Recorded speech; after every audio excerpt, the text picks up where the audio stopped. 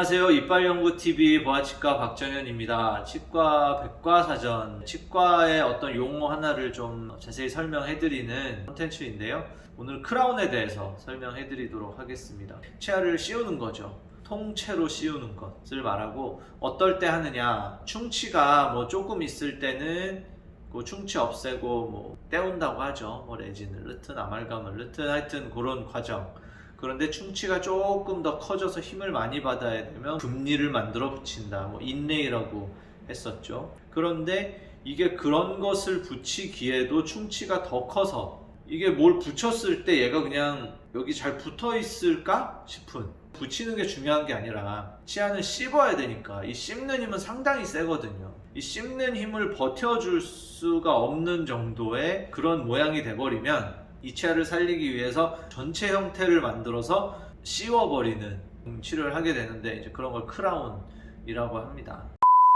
보통 내가 이만한 치아가 있는데 얘를 치료를 해서 여기다 뭘 씌우려면 씌웠을 때 모양이 원래 치아의 크기랑 거의 비슷해야 되잖아요. 왜냐면 이렇게 제가 했지만 여기에도 치아가 있고 여기에도 치아가 있고 할 테니까 옆으로 막 커져도 안 되고, 위에도 치아가 있을 테니까 위로 커져도 안 되고, 그럼 막 물리는 게 다 틀어질 테니까 원래 크기에 거의 맞게 씌워져야 됩니다. 그러려면 이 씌우는 재료가 들어가는 만큼 치아를 깎아줘야 되겠죠. 그래서 치아를 깎게 됩니다.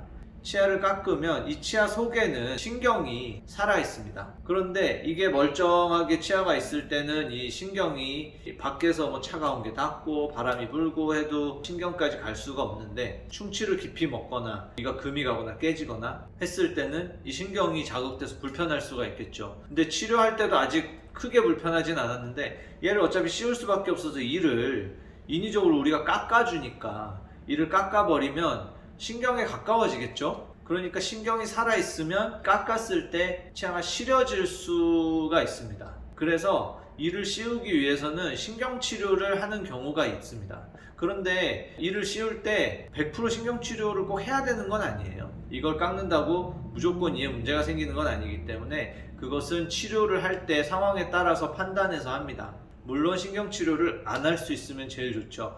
100% 하는 건 아니고, 그렇지만 필요한 경우 해야 할 수도 있습니다. 이렇게 하는 치료를 보통 크라운이라고 하고요. 어금니에서는 충치 생기고 깨지고 해서 치료하지만, 앞니 같은 경우에는 멀쩡한데 심미적인 목적으로 치료를 하기도 합니다. 내 치아가 고르지 않아서, 그러면 다 깎아서 빨리 가지런하게 씌우는 이런 치아 성형, 이럴 때 크라운을 하기도 하는데요. 치아가 많이 틀어져 있거나 이런 경우에는 치아를 많이 틀어서 튀어나와 있는데, 튀어나와 있는 걸 깎지 않고 가지런하게 만들 방법은 없잖아요. 그럴 때는 치아를 어쩔 수 없이 깎아야 되는데, 이 깎는 양이 많아지면 좀 전에 얘기했듯이 신경이 가까워지고 시려질 수 있고 치아 염증도 생길 수 있고 하기 때문에 신경치료를 해야 될 수도 있고요. 그런 경우에는 또 이를 많이 깎으면 이가 약해지기 때문에 라미네이트보다는 크라운, 그런 치아 성형을 하는 경우들도 있습니다.